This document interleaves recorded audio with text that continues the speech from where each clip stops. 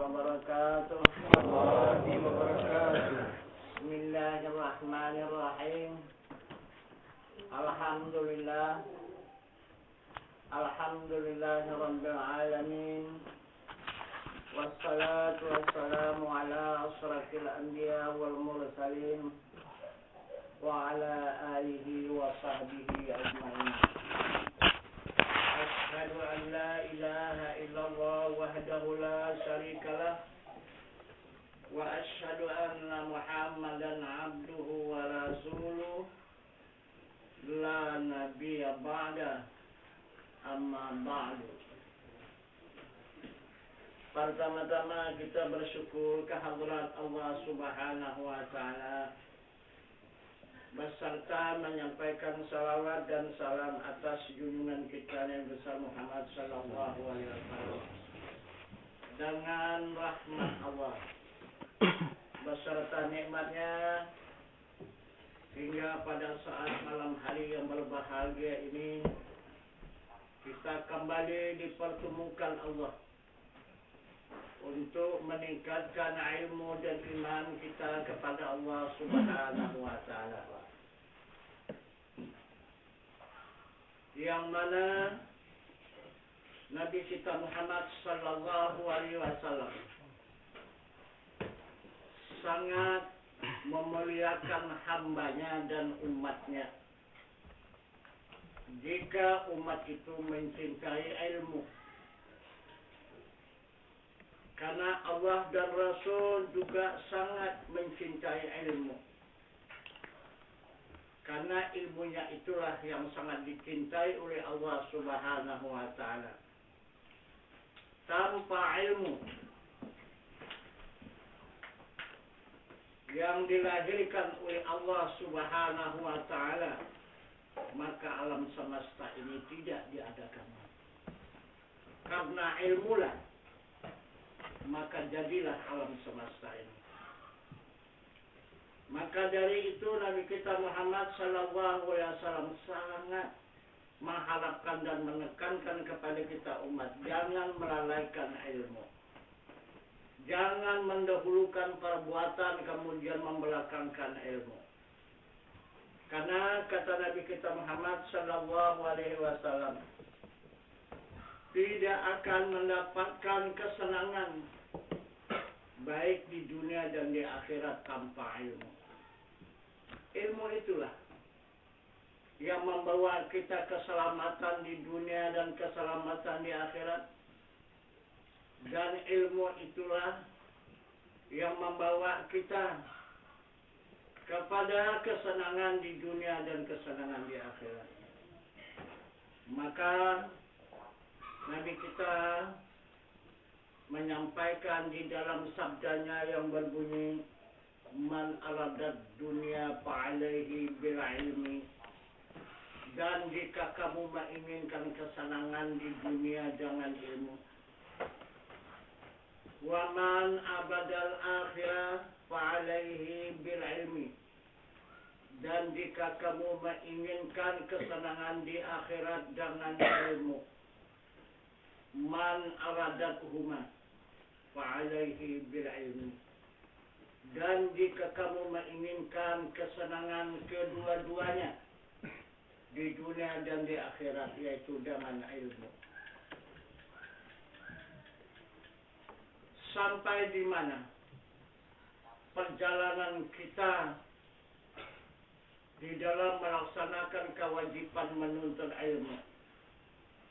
Maka dijelaskan lagi oleh Rasulullah dengan sabdanya, "Utlubul ilma minal bisin." Tuntut ilmu walau ke negeri Cina. Begitulah sangat pentingnya ilmu itu kepada diri kita umat ini. Begitulah Rasul mengatakan kepada kita umat, walau ke negeri Cina. Mesti kita jalani, kita sebarangi untuk mendapatkan ilmu itu. Tanpa ilmu kita kiamat. Jika kita menyempurnakan ilmu, maka kita diberikan Allah keselamatan. Kemudian seberapa lama diberikan waktu kita di dalam menuntut ilmu ini. Maka Rasulullah menjelaskan lagi di dalam sabdanya, "Utlubul ilma minal mahdi ilal lahdi." Tuntut ilmu dari buayan hingga kalian lahat. Tidak ada masa hatam, tidak ada tamat di dalam perjalanan menuntut ilmu Allah ini. Tamatnya adalah liang lahat. Jika kita berhadapan dengan liang lahat, maka tamatlah ilmu Allah ini. Jadi yang mana ilmu itu yang diwajibkan oleh Rasulullah ini, yang tidak boleh ditinggalkan dan tidak boleh dibelakangkan dari segala perbuatan. Ilmu apa? Maka Rasulullah mengatakan di dalam sabdanya lagi, "Talibul ilmi fariidatun ala kulli muslimin wal muslimat." Maksudnya bermula menuntut ilmu fardu ain, fardu diri atas muslim laki-laki dan muslim perempuan yang akil balik. Tiap-tiap sudah berakal dan balik, maka wajiblah menuntut ilmu itu, kata Rasulullah. Jadi yang mana dia ilmu yang diwajibkan oleh Rasul tiap-tiap diri umat? Yaitu ada 3 ilmu. Pertama ilmu usuluddin, kedua ilmu fikih, dan ketiga ilmu tasawuf. Inilah yang diwajibkan oleh Allah dan Rasul atas diri umat. Apa itu usuluddin? Arti ilmu usuluddin untuk mempertanyakan agama. Itu kata Allah dan Rasul, agama itu yang pertama dipertanyakan. Jangan amal ibadah. Ini kita sudah duluan amal ibadah. Sampai di mana tingkat amal? Sampai di mana tingkat ibadah? Agama tidak dipertanyakan. Jadi apalah artinya kita beramal dan beribadah kalau tidak beragama? Beragama dulu. Karena agama itulah yang membawa kita di sisi Allah. Tanpa agama, kita tidak ada hubungan dengan Allah. Kita bercerai dengan Allah. Bahkan kita meninggalkan Allah tanpa agama. Karena agama inilah yang diperingatkan Allah di dalam ayat suci Al-Quran. Inna dina indallahil Islam. Itu. Jadi agama inilah yang membawa kita ke sisi Allah. Bukan hanya sampai ke sisinya saja. Nah, itu. Sampai ke hadratnya. Bukan sekadar hanya berhadap. Bahkan kita sampai mesra. Itu yang dikatakan insan kamil. Arti kamil itu mesra. Bukan berhadapan, bukan berjumpa dengan Allah. Mesra dengan Allah. Nah, seperti air dengan gula. Dimasukkanlah gula ke dalam air. Mesra dia. Gula itu dengan air. Begitulah satu iktibar. Nah, hamba itu dengan Allah. Itu pun masih kasar iktibar itu. Yang sebenarnya, yang dimaksud insan kamil itu, seperti ombak di lautan dengan air lautan. Nah, begitulah mesranya insan dengan Allah Subhanahu wa Ta'ala. Bagaimana mesranya ombak dengan air. Nah, sampai di sana kita dibawa oleh agama. Kenapa ini maka kita belakangkan agama? Asal kita pertanyakan bagaimana amal, bagaimana ibadah, bagaimana amal, bagaimana ibadah. Tapi agama tidak dipertanyakan. Sedangkan Nabi kita Muhammad Sallallahu Alaihi Wasallam menekankan, mewajibkan, memperdukan agama lebih dulu dipertanyakan.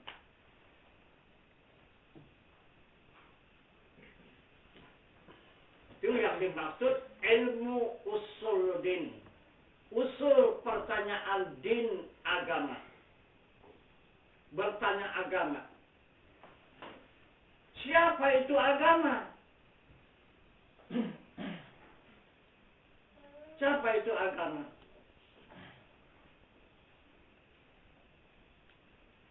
Rasul lagi menegaskan di dalam sabdanya, awaludin ma'rifatullah. Bermula awal agama mengenal Allah.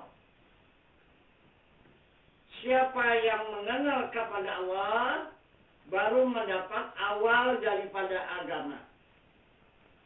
Apa itu yang dimaksud dengan Allah?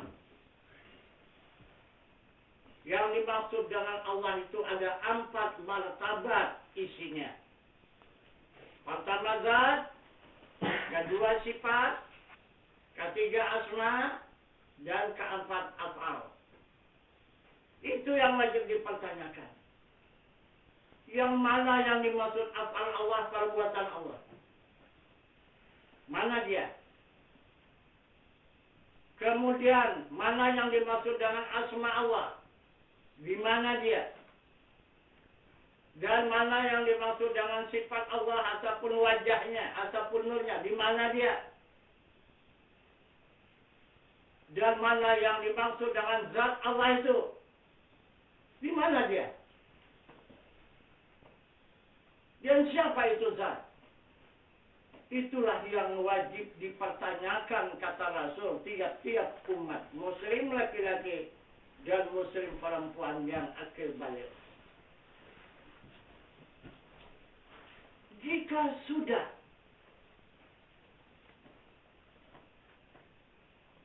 ini dipertanyakan, jika sudah ini mendapat jawaban, baru dihadap. Apa yang dihadap? Zatnya yang maha suci. Itu yang wajib dihadap. Zatnya yang maha suci. Itu yang wajib dihadap. Ini jangan ilmu tasawuf. Itu menurut daripada sunnah Rasul, usuluddin dulu, baru tasawuf. Yang ketiga baru fikih. Kalau di dalam sabda Rasul, usuluddin dulu, kedua fikih, dan ketiga tasawuf. Tapi yang sebenarnya adalah kita mengikut sunnah. Yang dikerjakan oleh Rasulullah, usuluddin dulu. Kedua baru tasawuf. Yang ketiga baru fikih. Usuluddin 13 tahun semasa Rasulullah di Mekah. Berada di Jabal Qubis. Itulah usuluddin, mempertanyakan adanya Tuhan. Mempertanyakan adanya Allah itu zat, sifat, asma, apa itu 13 tahun lamanya waktunya diberikan oleh Rasulullah kepada sahabat dan umat. Itu usuluddin. Ini sunnahnya. Semasa Rasulullah berada di Jabal Qubis di Makkah Al-Mukarramah. Yang kedua, Rasulullah mengajarkan ilmu tasawuf. Ilmu tasawuf ini tidak bisa diketahui oleh manusia yang lain.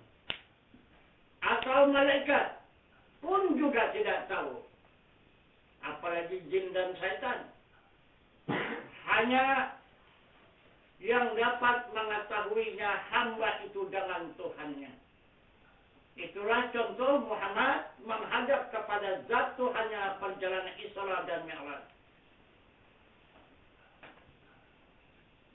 sahabat dan umat tinggal di Mekah Al-Mukarramah di Jabal Qubis.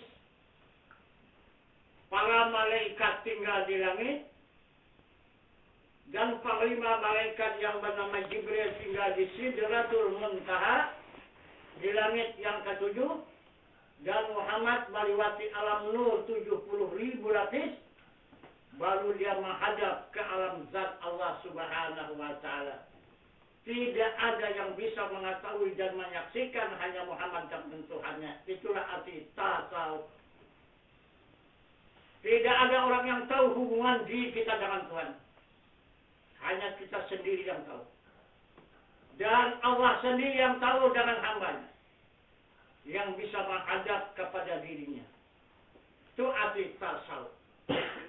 Nah, jika sudah kita bertasawuf, baru kita punya iman.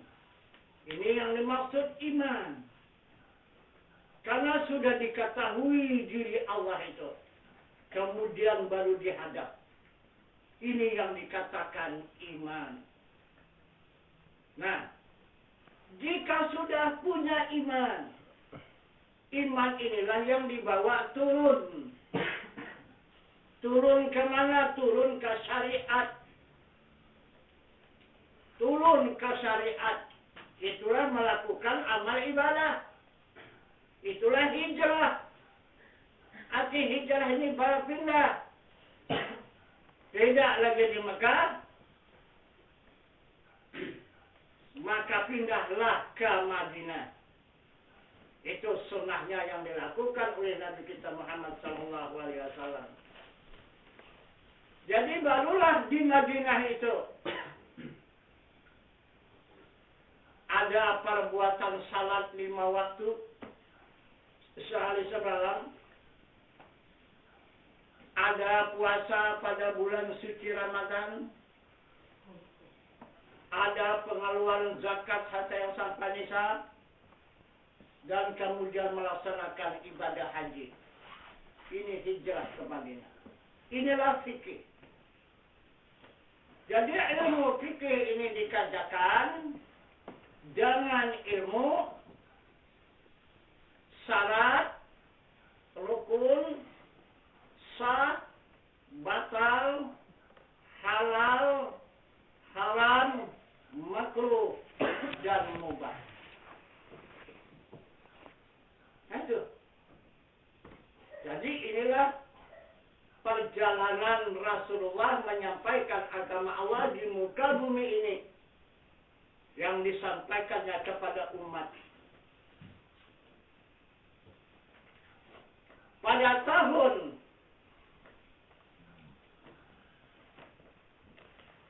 1000 Hijrah,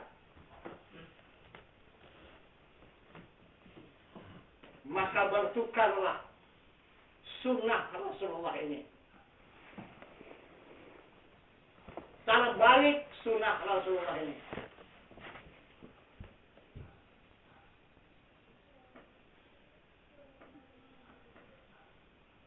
Kenapa maka terbalik?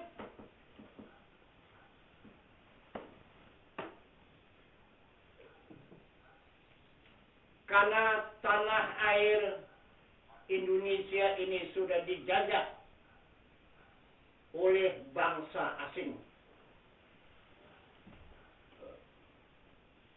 Bukan saja tanah air yang dijajah, bahkan termaksudlah agama yang dijajah. Kenapa maka sampai ke agama? Karena penjajah itu takut. Jika agama ini berjalan, jika agama ini berkembang di tanah air Indonesia, tidak akan lama penjajah itu berada di tanah air Indonesia ini. Pasti akan dituntut oleh bangsa Indonesia. Jika bangsa Indonesia mengerti dan paham tanah air ini milik dia. Jadi akhirnya bangsa ini diperbudak oleh penjajah itu. Tidak dibenarkan mengembangkan agama Islam di tanah air Indonesia ini. Siapa-siapa yang mengembangkan agama Islam di tanah air Indonesia ini, maka hukumnya dipancung, tidak akan diberikan hidup lagi, dan tidak ada penjara. Kalau penjara nanti bisa lepas dan sebagainya. Ini asal dia dapat pancung, jadi nggak takut dia lagi lepas dari penjara. Nah, itu terbaliknya peraturan agama ini. Maka tidak sedikit ulama kita yang terbunuh. Dari mulai Al-Khalat itu terbunuh. Bukan lagi dibunuh, dipancung, bahkan dicincang. Bahkan dibakar jasadnya menjadi abu. Dan abunya dibuang ke sungai. Begitulah hukum yang berlaku di atas orang yang beragama Islam di Indonesia ini.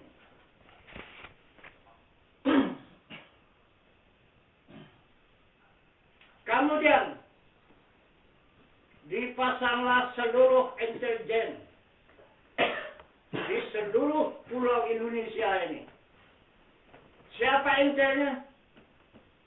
Yang menyelidiki dan yang menangkap ulama-ulama yang mengembangkan agama Islam di muka bumi ini adalah ulama bangsa Indonesia sendiri. Yang mau mengambil pangkat, yang mau mengambil gaji yang mahal, tapi dengan syarat ajaran agama disimpangkan, jangan diluruskan. Yang dibenarkan cuma Islam, tapi agama tidak dibenarkan bersama. Mana Islam? Mengucap dua kalimat syahadat, salat 5 waktu sehari semalam, puasa pada bulan suci Ramadan, mengeluarkan zakat harta yang sampai nisab, dan melaksanakan ibadah haji. Hanya ini yang boleh berkembang, yang boleh berjalan di tanah air Indonesia ini. Kalau ini memang dibantu, ini memang disemarakan, karena penjajah itu dia memandang dan mengetahui kalau sekadar ini bangsa Indonesia yang dikerjakan, itu adalah bangsa yang sangat bodoh. Itu seperti anak kecil sedang tidur yang tidak tahu hak miliknya. Jadi begitulah selama kita 350 tahun bangsa Indonesia dianggap oleh penjajah itu anak kecil yang sedang tidur, yang tidak tahu dengan hak miliknya. Akhirnya hak milik bangsa Indonesia dijadikan oleh penjajah itu kekayaan yang luar biasa. Tapi kita tidak sadar. Nah, itu. Nah, itu maka sekarang dengarkan syiar di seluruh Indonesia ini. Syiar-syiar yang disampaikan oleh para dakwah-dakwah, dai-dai bangsa Indonesia pada sekarang ini. Yang boleh kita syiarkan, yang boleh kita kerjakan, yang boleh kita kembangkan syariat, syariat, syariat, syariat, syariat, syariat, syariat. Jangan menyinggung hakikat. Jika terdengar suara hakikat, sesat. Itu ulama penjajah. Nah itu. Memang betul, kata dia. Tanah air sudah kami lepaskan. Tidak kami jajah lagi. Tanah air sudah kami berikan kepada bangsa ini. Tapi nomor agama tidak. Tidak akan kami berikan. Tetap 99% agama Islam masih di tangan kami di Indonesia. 1% cuma lagi yang dimiliki oleh bangsa Indonesia agama ini. Islam ini. Agama cuma 1%. Seluruh bangsa Indonesia 99% masih dikuasai penjajah. Nah itu. Tetapi sekarang dia membunuh, tidak lagi pakai senjata modern, tidak lagi pakai pasukan tank, yang di darat pasukan kapal selam di lautan, kapal udara di udara sana. Tidak pakai itu, tidak pakai tentara yang terlatih lagi. Adalah ustaz-ustaz yang terlatih. Dengan apa dia membunuh? Tidak lagi dengan senjata yang tajam, tapi dengan lidah yang tajam. Itu dia membunuhnya. Jadi inilah yang dikatakan oleh Allah pembunuh yang luar biasa di muka bumi. Dicatat oleh Allah dalam ayat suci Al-Quran, al-fitnatu asyaddu minal qatl. Fitnah itu lebih kejam daripada pembunuhan. Kalau kita dengan pedang hanya satu orang yang terbunuh. Satu kali aja. Tapi kalau lidah satu kali meluncur, bisa ribuan orang yang korban. Nah itu. Satu orang saja usah mengatakan itu, jangan didekati, jangan didengar itu ajaran itu sesat, itu salah. Itu kafir itu. Mana orang balik lagi ke saudara ustaz yang begitu? Nah, pada hari ini masih tercatat di Al-Quran, masih tercatat di dalam kitab-kitab yang masih ada sekarang ini. Tapi itu pun sudah banyak yang disasar. Itu sudah banyak diarsipkan, sudah disimpan kitab-kitab yang penting, diambil, dikutip, disembunyikan alias sudah dibakar. Supaya umat Islam kehilangan pedoman. Tidak akan bisa kehilangan pedoman karena Quran yang dipakai umat Islam bukan Quran yang di kertas itu. Quran di dalam dada.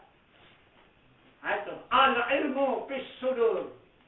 Ilmu di dalam dada, Al-Quran di dalam dada umat Islam, bukan di lemari.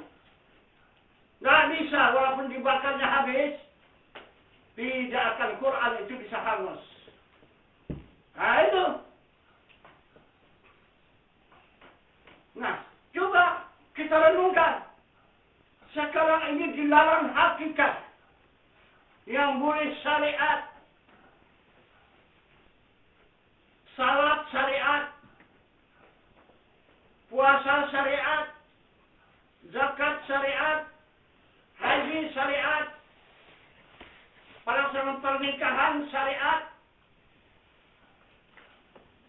pakaian syariat, segalanya syariat. Apa itu arti syariat? Sedangkan Nabi kita Muhammad SAW tidak pernah dia mencarikan syariat dengan hakikat. Selama dia berada 63 tahun di muka bumi ini, tidak pernah Rasulullah mengatakan hanya syariat tanpa hakikat. Kemana saja disampaikannya. Dengan sabdanya menyatakan, wa syari'atu bila hakikati atilatu wal hakikati bila syari'ati batilah. Bersyariat tanpa hakikat hampa. Berhakikat tanpa syariat batal. Itu kata Nabi kita Muhammad SAW. Ulama kita sekarang sangat berani. Sekarang mendustakan Muhammad Rasulullah. Kenapa kita umat Islam diam sekarang ini? Sekarang Muhammad Rasul sudah dibunuh oleh lidah-lidah ustaz-ustaz umat Islam kita pada sekarang ini.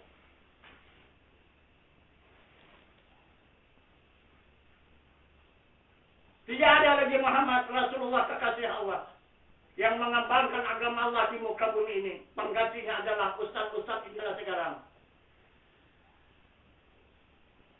Yang mengganti Rasulullah di muka bumi mengembangkan agama Allah. Maka berani dia memperubah syariat saja tanpa hakikat. Coba kita renungkan, coba kita periksa arti syariat itu apa dan arti hakikat itu apa. Arti syariat itu perbuatan, arti hakikat itu hak. Artinya yang hak, yang benar. Jadi Rasulullah menganjurkan kapan berbuatlah tapi yang benar. Salatlah tapi yang benar. Berzakatlah tapi yang benar. Berpuasa tapi yang benar. Laksanakan ibadah haji tapi yang benar. Inilah. Tidak peduli. Yang benar, yang penting kerjakan. Itu. Yang penting kerjakan. Tidak penting benar, jangan tidak ikuti, tidak mau tahu. Ini sekarang. Jadi apa lagi artinya kalau kita tidak ada kebenaran lagi? Kalau hanya pekerjaan saja yang ada kebenaran, tidak ada untuk apa?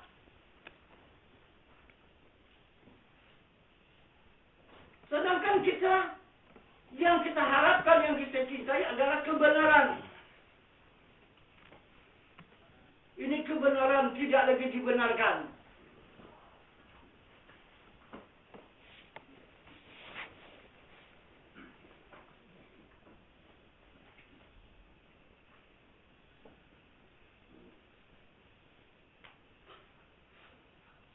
Boleh kita pertanyakan, kemana aja, silakan. Kita bebas mempertanyakan ke ustaz mana saja. Kita banyak berhubung dengan ustaz. Nah, itu. Coba tanya. Minta izin ustaz. Wajibkah kita ini melakukan salat? Ya, wajiblah. Baik. Yang saya pertanyakan ini salat dengan secara hakikat. Bagaimana melakukannya, Ustaz? Kalau syariat ini Pak Ustaz anak kecil pun tahu. Yahudi Nasrani pun mengerjakan salat. Bahkan ada yang jadi imam pun. Pendeta Nasrani, pendeta Kristen. Jadi imam di masjid. Coba. Pendeta. Tak jadi baru ni. Daerah kita ini. Coba. Siapa yang tahu? Kalau tidak dia mau nikah, di situ terbukalah identitas dia, tidak tahu bahasa itu adalah orang Nasrani. Padahal sudah disetujui dia menjadi imam. Bacaan fasih Al-Quran. Al-Quran hadis dia lancar. Nah, itu maka kita tidak bisa tertipu masalah soal itu. Soal syariat.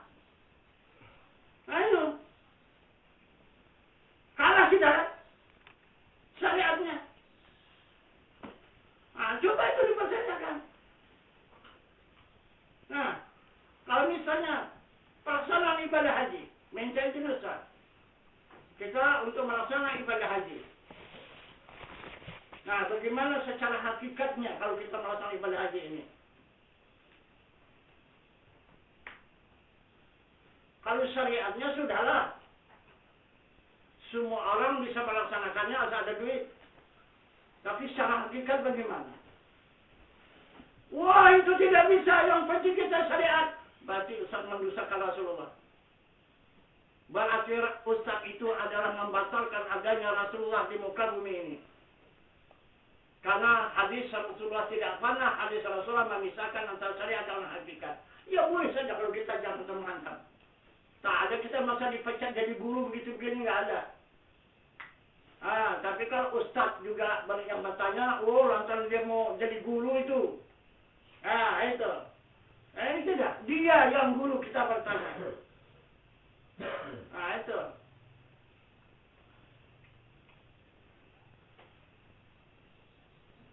Jadi berarti sekarang ulama kita 99% di Indonesia menunjukkan negeri akhirat sudah tidak ada lagi. Kita masih tenang umat Islam tidur di muka bumi. Ulama cuma yang tak bisa tidur lagi sekarang di muka bumi ini.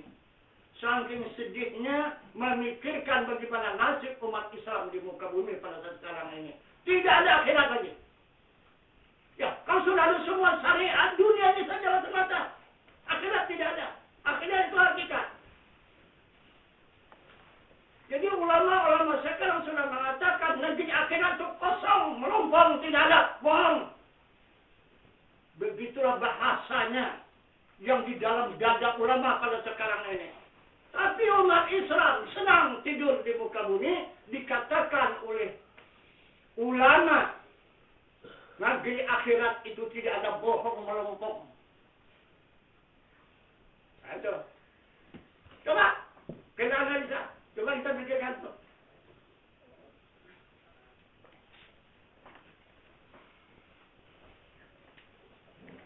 Jangan sedikit kita menyentuh mengenai soal hakikat.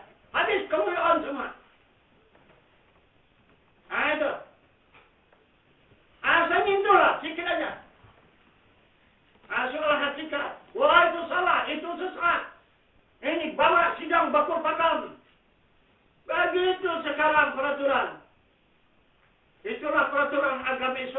Indonesia pada saat sekarang ini.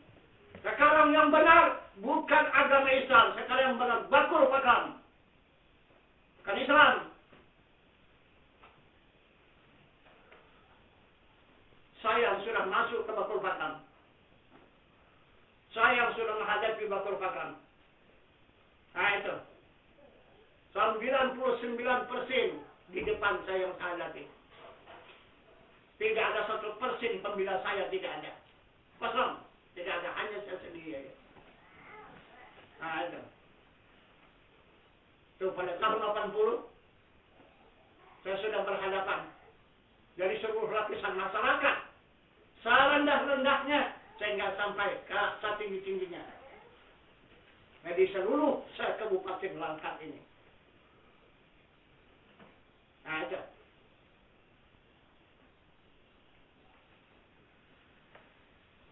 Cuman saya diberi waktu 1 minggu saja lagi hidup di muka bumi ini. Itulah keputusan yang sudah dirancang oleh mereka 1 minggu saja. Nah itu. Saya hidup di muka bumi itu. Datuk Diwala itu. Nah. Karena itu yang mengasih tahu langsung sama saya itu adalah komandan. Pada saat itu yang di Jalan Gandhi pasukan apa? Laksus ya. Itulah komandan Laksus itu langsung berhadapan sama saya mengatakan waktu di kantor di kantor kejaksaan di Pinjeng. Nah itulah. Nah itu. Jadi siapa dulu namanya itu? Saling Barakmana Trigan. Nah itu komandannya, komandan Laksus pada saat itu yang mengawal di Jalan Gandhi. Itu yang berhadapan sama saya. Nah gitu. Jadi katanya kalau saya bawa Ustaz ke Jalan Gandhi sana, nanti kalau pulang nanti ke rumah udah siap-siap ajalah kain putih. Karena tidak akan lebih, hanya umur 7 hari saja. Kalau sudah akan dipulangkan 7 hari saja. Nah itu, habislah itu. 7 hari itulah untuk keluarga. Nah kalau yang mana keluarga mau berjumpa, mau lagi bercerita, hanya waktu 7 hari. Habis 7 hari itu sudah tidak ada lagi. Nah itu. Jadi saya sambut juga. Ya, itu Pak, saya tidak terkejut. Itu adalah tunangan. Wah, berani menentang ya? Bukan saya menentang. Itu tunangan. Apakah saya menentang itu? Saya mengatakan tunangan. Itu kekasih saya itu. Nah, itu. Jadi Bapak tidak bakal mati Pak. Saya tanya. Tiap-tiap hidup pasti mati. Tunangan ada nggak? Kakaknya apa nggak? Kenapa Bapak bakal kasana, Bapak maka benci? Coba, kenapa? Kenapa punya Bapak, punya kakaknya, kenapa maka Bapak tidak suka? Tidak. Karena sudah ditunangkan oleh Allah. Saya hidup di dunia, pasti akan bertemu dengan kematian. Itu tunangan. Nah itu. Bukan karena saya menentang. Nah, saya mengikuti pepatah orang tua. Karena saya lahirnya dari orang tua. Apa pepatah orang tua? Takut karena apa? Dan berani itu karena apa? Takut karena bersalah. Nah itu. Berani karena kebenaran. Itu maka saya tidak takut. Karena tidak ada bahasa kesalahan. Kalau memang ada kesalahan, buktikan mana kesalahan saya. Tunjukkan. Silakan. Buktikan mana kesalahan. Nah itu. Jangan dipersalahkan. Kalau dipersalahkan 1000 orang pun bisa satu hari menyalahkan orang. Tapi membenarkan orang yang benar belum tentu bisa satu orang satu hari. Tapi jangan kalau hukum Yang benar tetap benar, yang salah tetap salah. Kalau tidak, pasti akan kembali. Kalau pasti Bapak menghukum saya. Pasti hukum yang berlaku pada saya balik kepada diri Bapak. Bagaimana nanti saya sengsaranya, lebih itu nanti Bapak rasakan. Itu pasti saya jamin. Tuhan di hadapan kita ini, Pak. Nah, dia bilang, saya diam ya. Nah, itu. Sebentar ya, saya lapor ke Kodim dulu katanya. Siap. Tinggal saya di kantor kejaksaan, berangkat dia ke Kodim. Nah, itu, tempuh 1 jam. Ini sudah 3 jam, saya tunggu apapun tak datang. Rupanya pun pulang. Tak berani juga saya lagi. Nah, itu. Oh, dah tak ada lagi, saya pun pulang. Tidak jadi dibawanya ke jalan kaki. Itulah pada tahun 80. Nah, saya menjalankan, mengembangkan agama ini.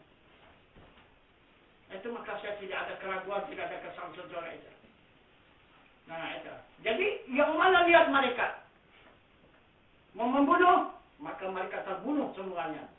Tidak ada yang selamat, terbunuh semuanya. Yang mana mereka punya niat untuk membunuh, maka dia pun terbunuhlah semua. Tapi bunuh tidak wajar. Semuanya neraka. Nah itu. Ada yang hangus jasadnya. Sudah tinggal jasad, tinggal apa? Tinggal mayat, hangus, terbakar. Nah itu. Kalau mau tahu dulu, siapa namanya Kua Kecamatan Pelontawalang? Siapa namanya juga? Siapa Kua Kecamatan Pelontawalang yang meresmikan masjid di 90? Siapa? Diresmikannya masjid 90. Iya kan? Padahal dia sudah tahu bahasa ada masjid di sini. Diresmikannya lagi masjid di sana. Berapa ratus meter jaraknya ini? Itu. Karena apa? Maka dijadikannya 2 masjid. Sedangkan di sana hanya 20 orang penduduknya pada saat itu. Yang menandatangani menjadi anggota Jumat itu adalah wanita, perempuan. Sahminan namanya. Itulah Kua Kecamatan Padang Tawalang.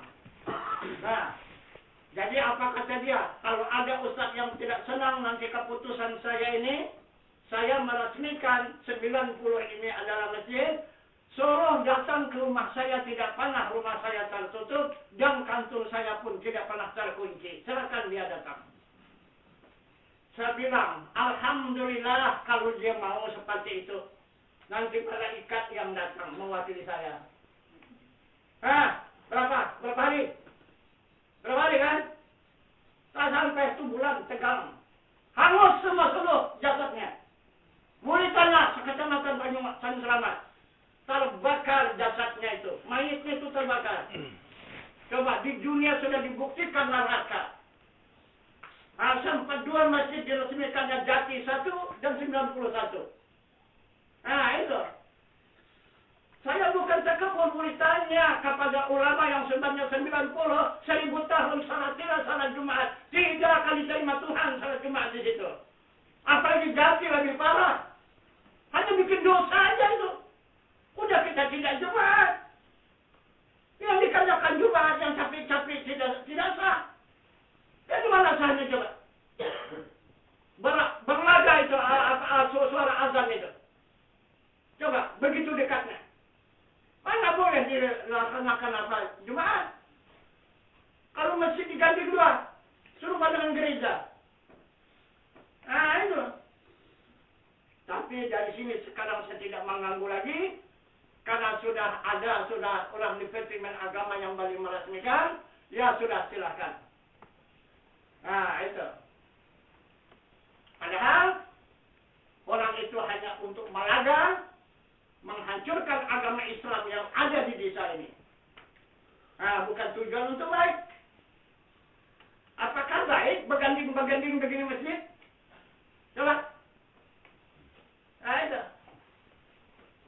Cuman karena kita melihat di peraturan hukum, karena kita yang dimenangkan oleh Allah, karena kita yang pertama duluan. Mereka cuma hanya mengadakan penipuan. Macam seperti 90 pertama rumah pengajian dibikin. Sesudah pengajian baru dibikin surau. Dibikinkan mihrab. Itu sesudah surah baru dijadikan masjid. Ini sah ini. Hukum dari mana ini sekarang? Karena berpindah wakaf. Pertama, wakaf pengajian. Kedua, wakaf surau.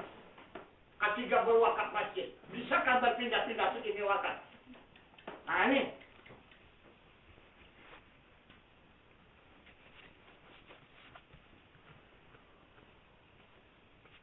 Kalau ini dari mulai pertama tahun berapa? Berapa ibu ini tahun berapa didirikan masjid ini di sini? Itu. Barangkali belum tahun 50. Sudah didirikan masjid di sini. Kemudian karena di situ atas mufakat musyawarah dan mufakat masyarakat di sini dipindah ke situ. Itu juga tanah wakaf. Itu. Nah, jadi karena itu mau dibangun sempit, hanya pas-pas tapak masjid itu saja kecil, maka dipindahkanlah kembali. Jadi yang di sana dinilang, diduitkan, maka digantikanlah kembali. Sekarang dipindah di sini. Nah, jadi masjid yang lama dari semenjak tahun 50 sampai sekarang ini saja. Tidak ada masjid yang lain. Kok bisa ada muncul masjid 90, kok ada muncul masjid di Jati. Itu apa itu? Itu masjid Yahudinya semuanya itu. Bukan umat Islam punya itu. Kenapa? Maka masjid diadakan tandingan. Coba Yahudi punya.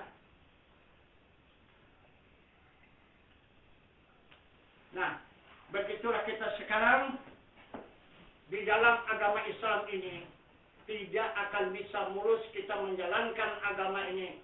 Sangat banyak tantangan dan rintangan, bahkan yang paling banyak ujian. Ujian itu luar biasa. Itu.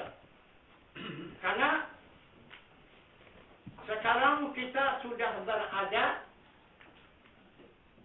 di 99% dengan berimbang hanya 1%. Itu. Tapi baru ini jamaah kita yang dari negeri Belanda sana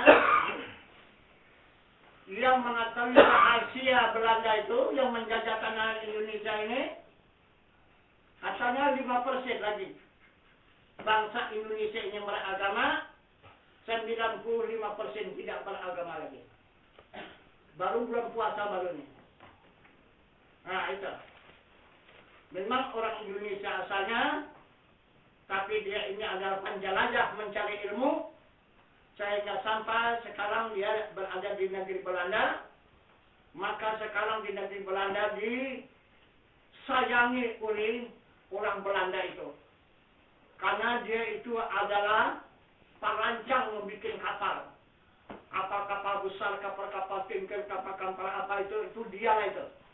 Artinya perancangnya membuat kapal itu. Itu. Jadi itu maka sangat disayangkan oleh orang Belanda itu. Jadi dia tidak senang juga kalau tidak mencari agama yang sebenarnya. Pikir dia berada di negeri Belanda itu, disitulah dia mendapatkan agama ini yang sebenarnya. Terbukti tidak ada. Itu maka akhirnya sampai juga dia kemari. Disitulah dia membuka rahasia itu. Apa rahasia Belanda yang sebenarnya menjajah tanah air Indonesia? Dia adalah untuk mengambil kekayaan tanah air Indonesia ini. Karena tanah air Indonesia ini adalah yang sangat mewah dan yang sangat subur. Dan sangat menguntungkan. Maka dari itu dia habis-habisan kekuatan dia dikalahkan untuk menguasai tanah air Indonesia ini. Nah, tetapi supaya dia kekal, supaya dia lama, supaya jangan dituntut dia menguasai tanah air ini adalah agama. Kalau agama berkembang, dia tidak tahan lama, pasti dia tercampak. Nah, maka ditekannya agama habis-habisan. Itu. Jadi sekarang tanah air lepas, menjadi milik bangsa Indonesia, tetapi namun agama Islam tetap dimiliki dia lagi. 99%. Begitulah keterangan yang baru kita dapat. Itu. Ini ada orangnya. Itu yang bertanggung jawab. Itu mengetahui rahasia itu yang sebenarnya. Itu. Nah, itu maka terbalik peraturan ini. Sekarang mana ada lagi usuluddin? Mana ada tasawuf? Yang ada hanya fikih. Mana-mana fikih, mana-mana ilmu fikih, mana-mana fikih, mana-mana ilmu fikih, mana-mana syariat, mana syariat.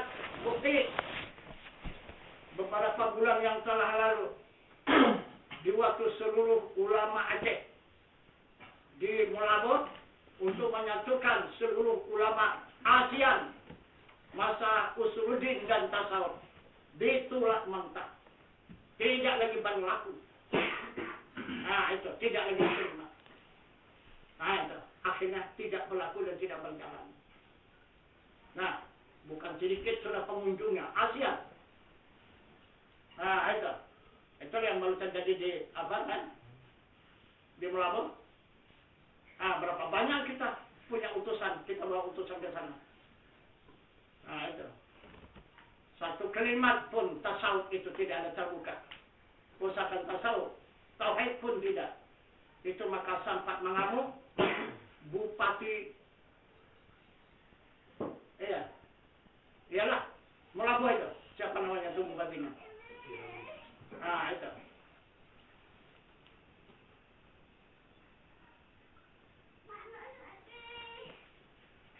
Jadi itulah yang terkuat di sana.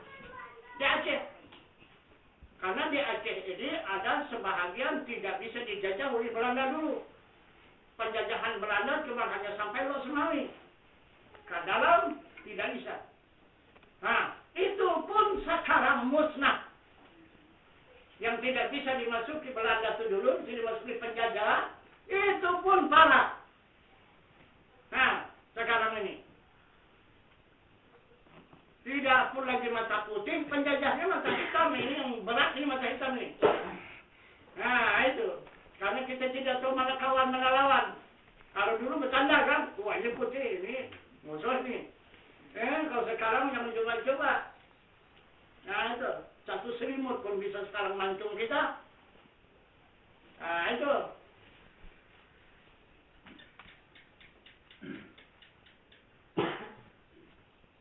Jadi dulu kita mengetahui juga sejarah sedikit demi sedikit. Itu. Karena saya punya sahabat Datuk Bandaharu Bi'ah adalah anak murid Tuan Syekh Burhanuddin Ulakan yang berkeramat itu.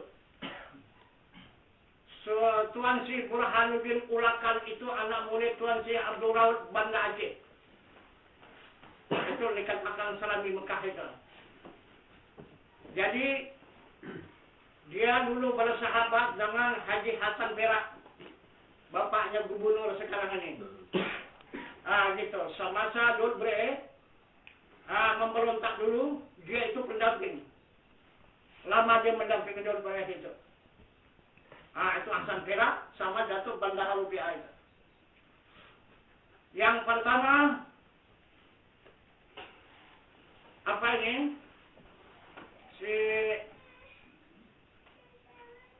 yang di Jakarta ini, dia adalah menjadi Dewan Mursyid seluruh tarikat yang berkembang di Indonesia. Datuk Bandaharu ini. Seluruh Indonesia Dewan Mursyid dia. Seluruh tarikat. Itu semasa kami munas tahun 90. Di Jakarta. Nah, kemudian saya dilantik menjadi Dewan Mursyid Kabupaten Langkat oleh Datuk Bandaharu.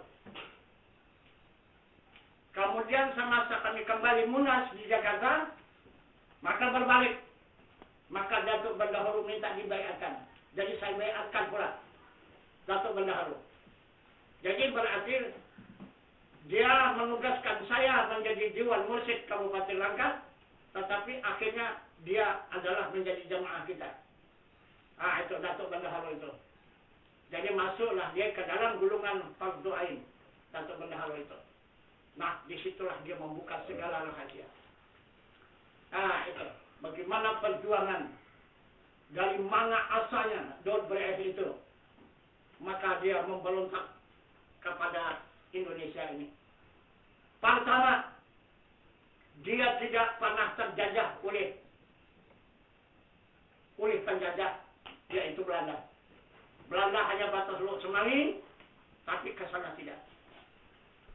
Satu, maka dia tidak mau menyatu dengan tanah air yang pernah dijajah oleh Belanda itu. Satu.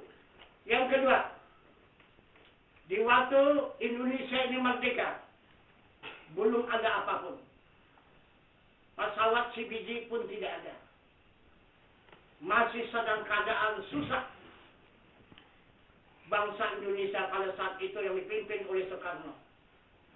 Maka dipanggillah oleh Daud Brecht Soekarno ke daerah. Apa namanya kalau bahasa kita Batu Licin namanya. Apa namanya bahasa Aceh itu? Batu Li, Batale apa? Batale ya. Itu. Kalau kita Batu Licin. Gitu. Di sana dipanggil. Maka bangsa Aceh akan membantu bangsa Indonesia dengan seharga kembali pesawat. Nah, itu. Maka diberikanlah entah beberapa ratus kilo emas kepada Presiden Soekarno, maka diberikannya lah. Itu. Kepada Soekarno mewakili bangsa Indonesia untuk membeli pesawat. Itulah pesawat Indonesia pertama. Memiliki pesawat. Adalah uang dari Aceh. Jadi, Presiden Soekarno berutang ke Aceh. Nah, karena berlarut-larut tidak ada ingat untuk membayar utang, maka yang punya hak menagih. Itu.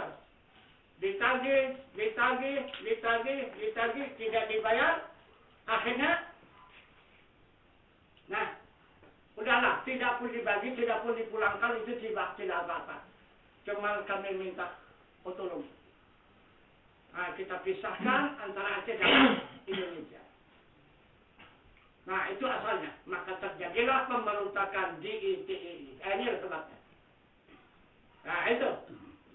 Jadi, kalau melihat sejarah ini sampai sekarang, bangsa Indonesia masih terhutang kepada bangsa Aceh. Sebanyak pesawat. 1 biji pesawat. Itu. Jadi kalau dikembangkan sampai sekarang berapa? Saya bilang sama Datuk Bendahara. Kalau bangsa Indonesia ataupun Soekarno lupa dengan janjinya untuk membayar hutang ini kepada bangsa Aceh, kita berjanji. Kita yang bayar. Saya bilang, kita bayar. Kita bayar hutang bangsa Indonesia yang ditandatangani oleh Presiden Soekarno. Kita bayar kepada bangsa Aceh. Di mana kita ambil harta, di mana kita ambil uang? Mudah. Uang dari Allah. Harta kan dari Allah kan? Itu sedang sama Datuk Bendahara. Jadi orang Aceh membantu bangsa Indonesia melewati Presiden Soekarno untuk membeli pesawat, maka dari situ mendapat kekayaanlah bangsa Indonesia ini mendapat pesawat terbang. Antara benua dengan benua, antara pulau dengan pulau. Jadi sekarang bangsa Aceh kita selamatkan dengan cara pembayaran hutang, kita selamatkan pula dia bisa terbang ke akhirat nanti. Kita bayar dengan alam baka, tidak terbayar dengan alam fana. Dia berhutang dunia, tapi kita bayar dengan harta akhirat. Itu saya bilang waktu saya janjikan tahun 90, akhirnya terwujud. Itu. Karena beberapa,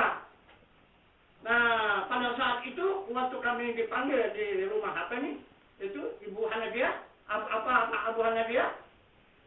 Itu di situ beberapa utusan, yang pertama kali, kedua berkumpul di sana.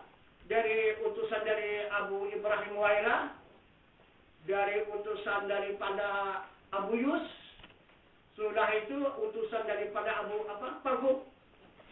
Nah itu, sudah itu ada 7 utusan pada saat itu berkumpul di tempat surau ataupun masjid itu Abu Hanifah. Itulah dia menyatakan pagi ikut kan? Kan ikut? Nah, pagi itu ikut menyaksikan untuk kami di sana. Nah itu. Tapi hendikan pagi tidak lihat itu kami itu. Nah itu cuma di HP itu yang lihat itu. Itu berkata keheranan polisi itu keheranan dia. Kenapa maka bisa dapat di foto ini? Kami sudah puas untuk mencari foto ini dan bisa dapat. Nah itu kena polisi itu. Heran dia. Kami ketangkap salahnya itu. Salah jalan kami sama itu. Tangkap. Nah itu. Dibawa lah. Dikirim orang salah. Nah kapos. Tanya dari mana? Dari Abu Hanifah. Saya yakin. Nah itu. Apa bukti kalau kalian dari Abu Hanifah?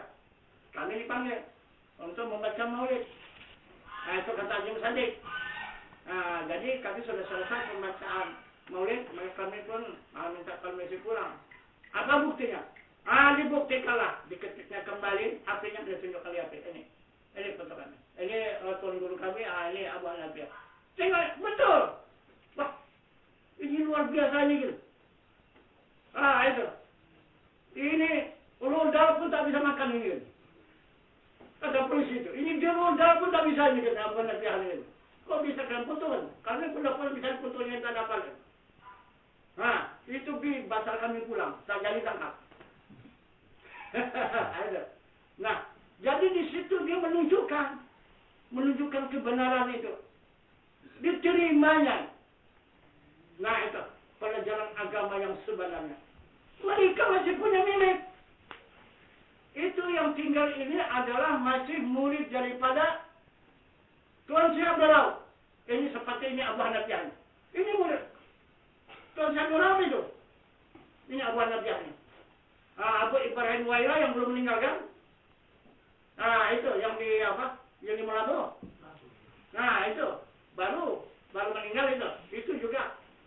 Sudah itu Abu Parkum itu. Parkum apa? Apa namanya? Telkom. Hah? Telkom. Rungkuk. Itu. Ada 7 waktu kami di situ ada 7. Karena orang itu utusan dulu kemarin sebelum pertemuan kami di Usman itu. Jadi utusannya masing-masing, ini utusan dari sini, utusan dari sini, utusan dari sini. Nah, jadi semua utusan itu melaporkan kepada Abu itu masing-masing, maka Abu itu mengakui ini memang kebenaran. Cuma dikatakannya ini yang kalian jumpa ini adalah secara kerasulan. Tapi kita tidak memiliki itu. Kita cuma hanya kenabian. Kita tidak dapat lagi menyebarluaskan agama ini, cuma hanya untuk pakai untuk keluarga. Kalau untuk menyebarkan secara umum sudah tidak bisa. Tapi yang kalian jumpa ini adalah bisa mengembangkan secara umum.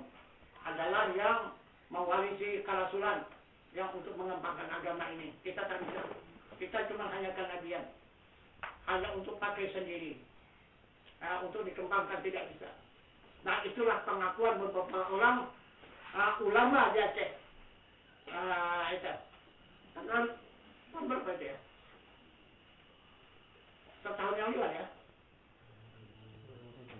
Setahun yang lewat lah. 3 tahun tuan. 3 tahun yang lalu. 3 tahun yang lalu ya? Itulah. Masa masih disusu. Iya.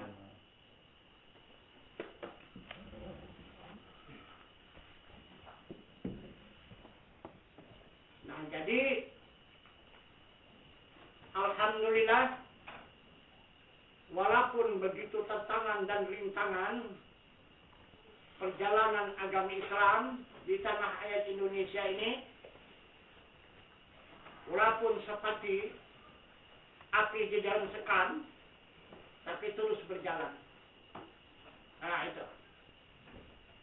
Jadi sekarang perkembangan agama yang kita kembangkan ini saya mengembangkan ini sekitar 40 tahun.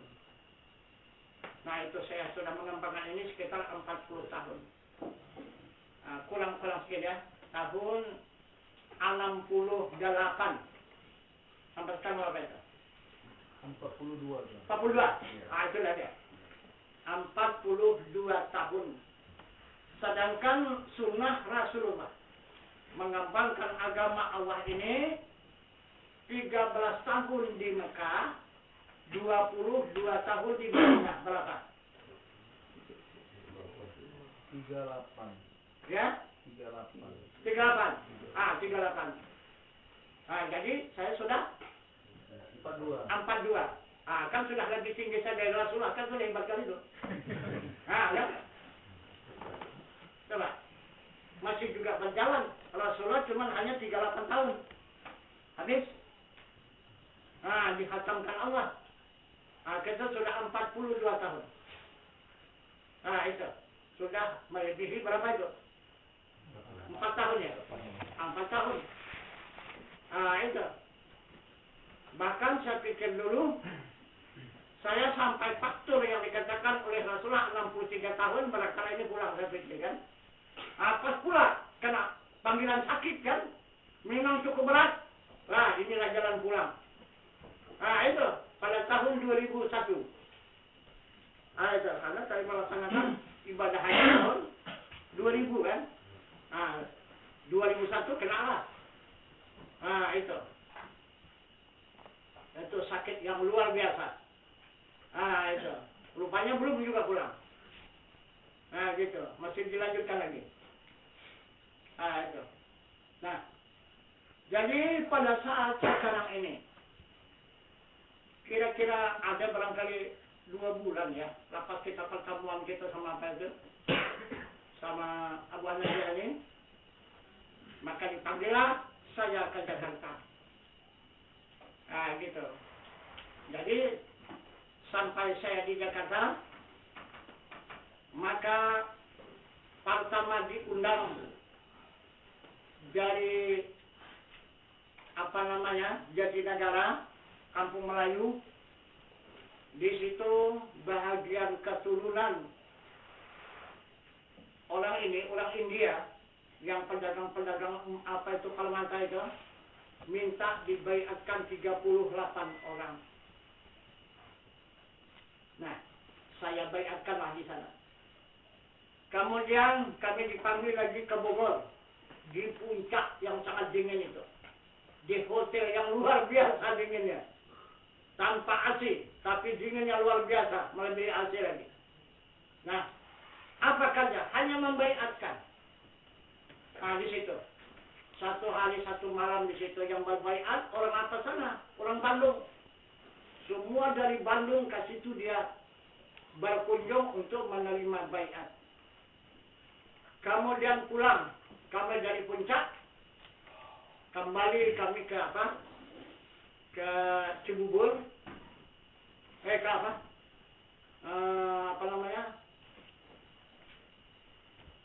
di daerah apa itu, Lubang Buaya tuh. Kampung Melayu. Bukan, Kampung Melayu tuh. Lubang Buaya. Daerah Lubang Buaya. Di situ kan rumah Pak Ridwan di situ. Kemudian dipanggil ke Bekasi, juga daerah orang pedagang Permata, itu Kalimantan yang banyak, yang dipimpin oleh syekhnya yang bernama Tajudin, orang dari Kalimantan. Itu. Jadi di situ saya diminta membaiatkan sebanyak 50 orang. Itu. Jadi di situ banyak orang Malaysia, orang Singapura ikut dari situ. Ada orang pedagang-pedagang semua itu. Kemudian selanjutnya kami dipanggil lagi ke Banten. Itu. Di Tenggarang. Di pesantren Ashabun Naza, yang dipimpin oleh kiainya Agus Ghafurur Rahim. Nah, di situ seluruh yang mengajar di pesantren itu 76 orang gurunya, semua minta dibaiatkan. 25 orang tamatan Mekah, 25 orang tamatan Madinah, 26 orang tamatan Mesir. Berarti itu dunia di situ. Jadi itulah kata Pak Abu Hanafi itu kan. Itu nanti yang berkembang ini bukan saja di sini di Aceh dan bukan saja di Sumatera Utara. Ini nanti ilmu ini berkembang di seluruh dunia. Tidak ada beberapa bulan terwujud. Itu kan orang dunia itu. Jadi menunjukkan di dunia tidak ada lagi yang bisa menyelamatkan umat secara hakikat. Karena tidak ada lagi tempat pembayatan itu tidak ada. Itu tidak ada. Untuk tempat penyerahan diri kepada Allah itu tidak ada lagi. Sesuai dengan Al-Quran, wa tawakkal 'alal hayyil ladzi la yamut. Serahkan dirimu kepada Tuhanmu yang hidup, yang tiada mati. Di dunia sudah tidak ada lagi tempat hamba Allah ini untuk menyerahkan dirinya kepada Tuhannya. Tidak ada lagi yang bisa mempertemukan diri hamba dengan Tuhannya, tidak ada. Itu bukti dunia. Itu.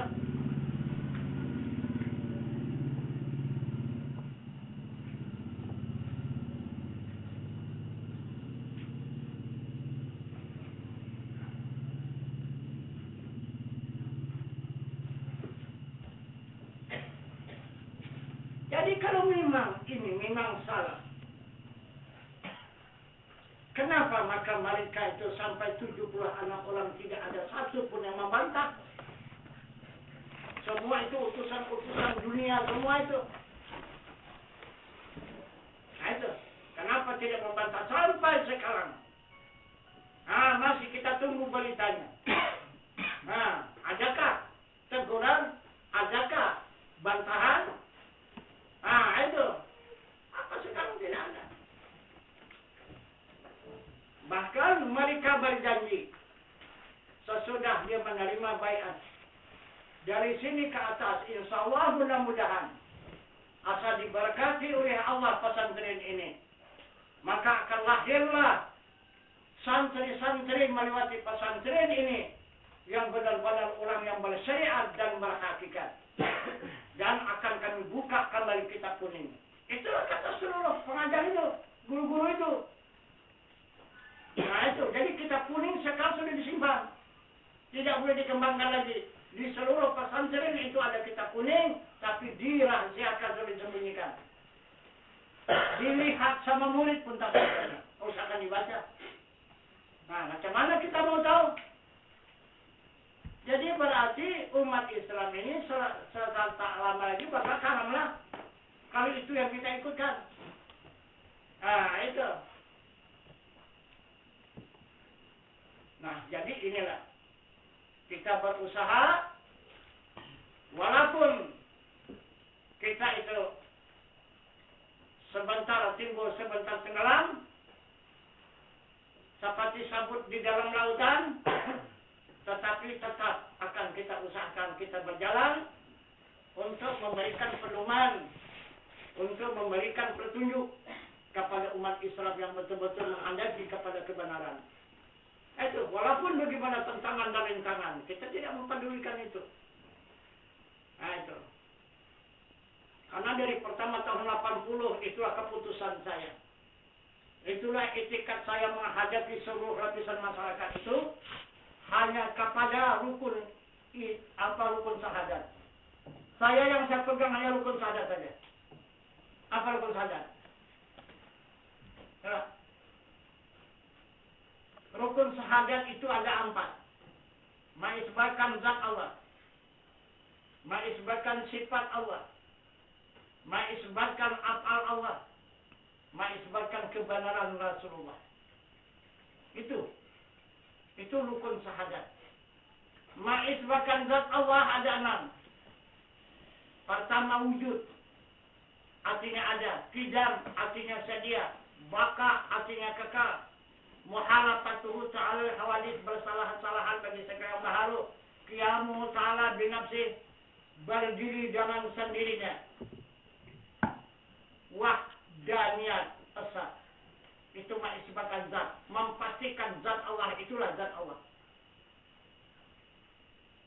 Yang kedua, memastikan adanya sifat. Mana yang dikatakan sifat Tuhan, sifat Allah itu? Pertama, kudrat, artinya berkuasa. Kedua, iradat, dia berkehendak. Ketiga, ilmu, dia mengetahui. Keempat, hayat, artinya hidup. Kelima, sama, dia mendengar. Keenam, basar, artinya dia melihat. Dan ketujuh, kalam, dia berkata-kata. Itulah sifat Tuhan, sifat Allah. Nah, itu yang berlaku di semesta alam ini. Kemudian, yang keempat, yang ketiga, af'al Allah terisbatkan dan memastikan, menetapkan perbuatan Allah mana? Ada 6. Pertama, mengadakan. Kedua, meniadakan. Ketiga, menghidupkan. Keempat, mematikan. Kelima, memberi rezeki. Keenam, menunjukkan jalan yang sempurna. Ini perbuatan Allah. Tidak ada siapapun yang berkuasa. Nah, itu melakukan itu kecuali Allah Subhanahu wa Ta'ala. Ini yang saya pegang. Nah, itu. Saya yakin dihidupkan oleh Allah, berarti tidak ada orang yang bisa mematikan saya. Nah, itu kecuali Allah yang menjadikan. Nah, itulah pegang saya. Dia mengadakan, dia meniadakan. Tidak ada yang bisa meniadakan. Tidak ada yang bisa menghilangkan saya kecuali yang mengadakan. Nah, dia menghidupkan dan dia yang mematikan. Tidak ada siapapun yang bisa mematikan. Kecuali dia yang menghidupkan, itulah yang bisa mematikan. Dan dia memberi rezeki. Dan dia menunjukkan jalan yang benar. Itulah pegangan saya, itu rukun syahadat. Nah, itu. Barulah timbul kerasulan. Mana dikatakan kebenaran Rasul. Pasti dia diri Rasulullah. Mana dia? Siddiq, amanah, tabligh, fatanah. Nah, itu dikatakan Rasulullah. Diri Rasulullah. Siddiq artinya benar. Amanah, kepercayaan. Tabligh artinya menyampaikan. Fatanah, bijaksana. Inilah dikatakan Rasulullah. Nah, itu bukan orang. Nah, siapa yang menuduh orang? Sesat itu. Nah, itu. Inilah kita cari. Mana yang benar? Yang siddiq. Mana yang amanah, kepercayaan. Mana yang tabligh, menyampaikan. Dan ada yang fatanah. Itu bijaksana. Tapi tidak dia meninggalkan manusia. Al-a'radul basyariyah. Berperangai mereka itu Rasul sebagai perangai manusia. Dia berdampingan dengan manusia. Rasul itu. Bukan juga meninggalkan manusia. Karena tempat perlindungannya itu manusia. Dia al-a'radul basyariyah. Contoh tauladannya itu manusia. Nah, itu. Jadi mengajarkan sesuatu kepada manusia, dia melihat contoh tauladan itu. Nah, melewati samaran dia itu. Nah, itu. Kalau tidak ada dia berwujud seperti manusia, mana bisa dia memberikan pelajaran kepada diri manusia? Nggak bisa. Nah, itu. Itulah yang saya pegang. Nah, itu.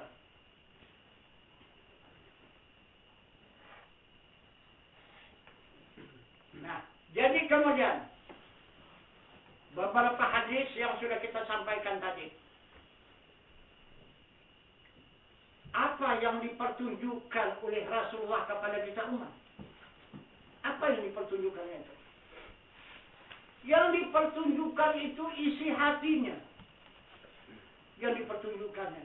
Isi hatinya. Itu yang dikatakan isi hatinya.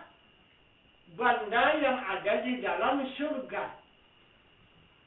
Apa itu benda yang di dalam surga? Itulah 3 buah bajana yang ada di dalam surga itu. Apa isi yang 3 buah bajana itu?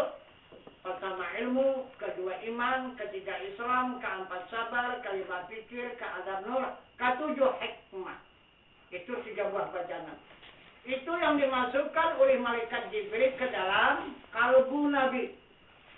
Penuh kalbu Nabi dengan 3 buah bajana itu.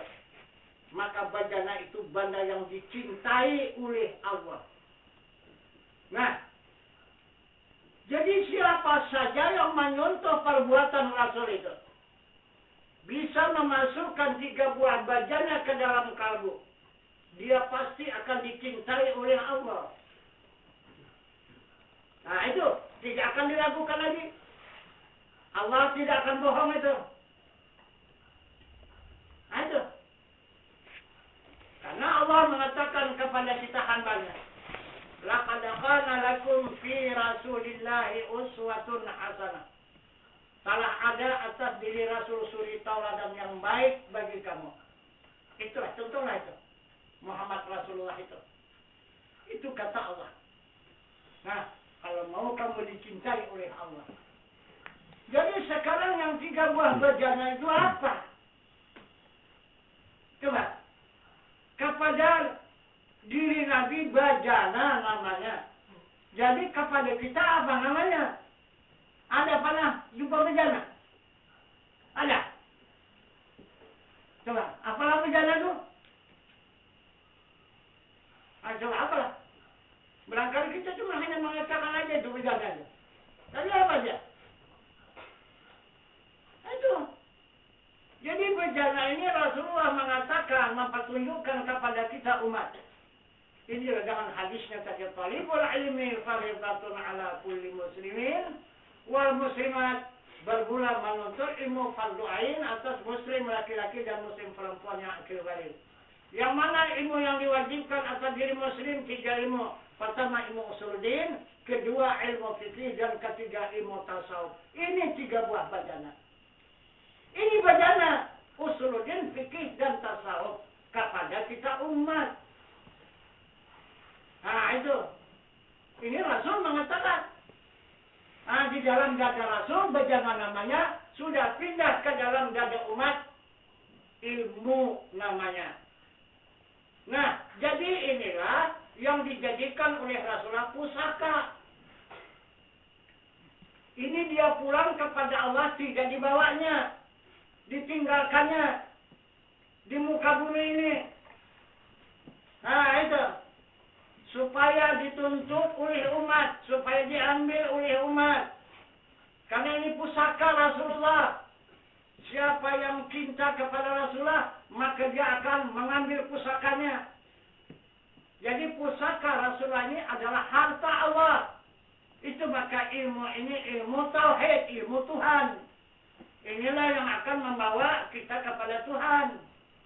Ilmu tauhid, ilmu Tuhan. Ini pusaka Rasulullah.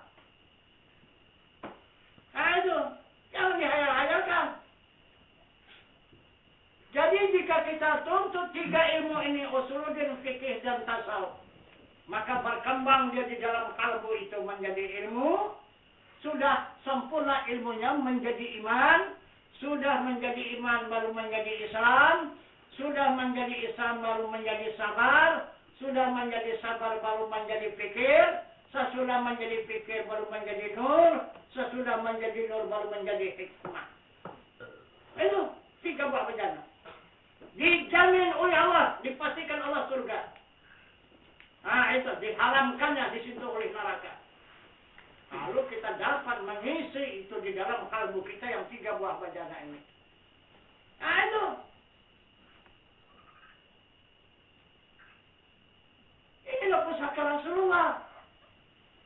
Jadi sekarang kita itu membagi-bagikan pusaka Rasul.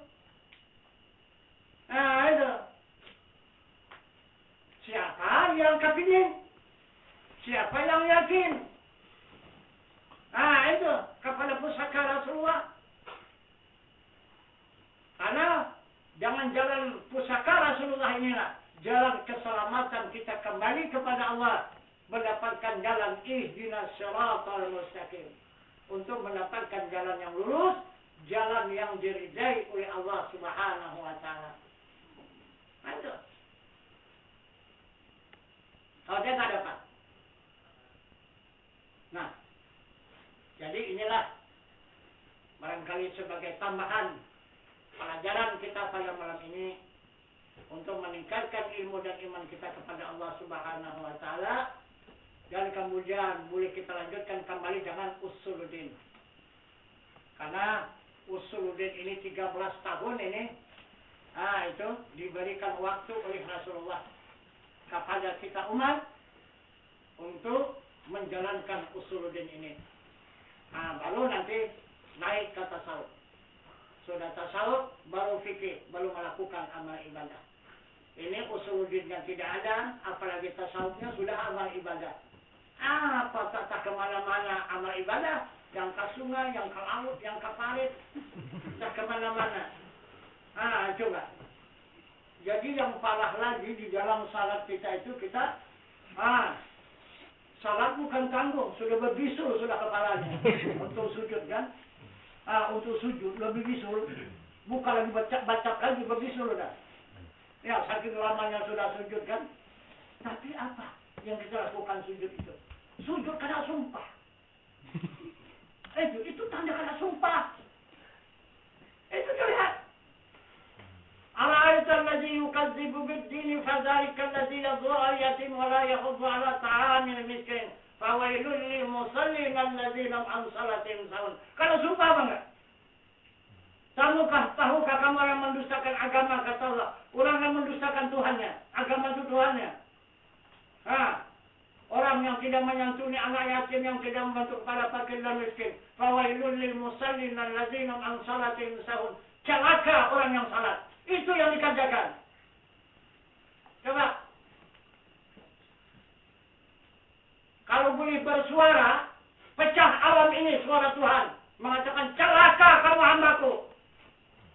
Tapi kalau tiada huruf, tiada suara, tidak didengar oleh manusia dan binatang, maka kita tenang-tenang saja Tuhan mengatakan celaka kepada hambanya. Coba, asal kita kerjakan salat, celaka kata Tuhan. Coba. Fawailul lil musallin alladzina an salatihim sahun. Celaka orang yang salatnya yang lalai dari ingatan. Tidak menghadap Tuhannya salatnya itu. Nah, coba lihat di dalam kitab pembuka rahasia ketuhanan. Apa kata Tuhan di sana? Barang siapa ingatannya itu kepada dunia, maka dunia itulah Tuhanmu. Bagaimana? Coba. Kalau tukang ternak, dua tuh Allahu Akbar. Bismillahirrahmanirrahim. Nampak tanggung dua. Itu Tuhan. Itu kata Tuhan itu Tuhan kamu. Jangan. Berarti apa yang tadi dua? Kalau jadi kandung mulai itu. Tetap terbau. Pulang ke sana kasih nanti. Coba buka. Kitab Kasrul Asrar namanya. Pembuka rahasia ketuhanan. Jangan. Sedangkan kita diperingatkan oleh Allah. Salat itu kemana? Wa aqimis salata li dzikri. Tegakkan salat, ingat aku. Jangan ingat kambing, ingat lembu, ingat harta, keluarga, anak cucu dan sebagainya. Aku, kata Tuhan. Kenapa? Katakan yang kulla syai'in khaliqun ila wajha. Sesuatu itu rusak lagi binasa. Jangan kamu ingat itu, jangan kamu sembah itu. Itu aku jadikan itu semua akan rusak dan binasa. Yang tidak rusak, tidak binasa, wajah. Wajahku dan zatku. Itu, ke sana. Ke sana kau berhadap, ke sana kau menyembah. Nah juga, itu juga yang kita kerjakan. Wajah dunia juga yang kita hadap. Kalau kita menghadap wajah akhirat. Yang mana juga. Nah, itu karena kita tidak mengikuti petunjuk Allah. Nah itu. Karena kita meninggalkan usuluddin. Meninggalkan pertanyaan. Tidak mau banyak kita bertanya. Itu. Maka disuruh oleh Rasul banyak-banyak bertanya sampai 13 tahun. Jangan kamu bosan mempertanyakan adanya Tuhan itu. Nah itu. Sebelum nyata Tuhan itu, jangan kamu berhenti menanyakannya. Jika nyata, hadaplah. Kalau sudah kamu hadap, lalu. Kau nyatakanlah. Kau siarkanlah, kau tunjukkanlah. Itu kepada ahli keluargamu. Itulah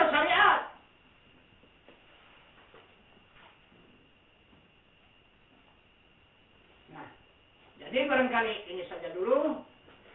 Kita padakan keterangan pada malam ini. Maka bersambung dengan usul yaitu pertanyaan. Dan kita akhiri wabillahi taufiq wal hidayah. Assalamualaikum warahmatullahi wabarakatuh. Waalaikumsalam.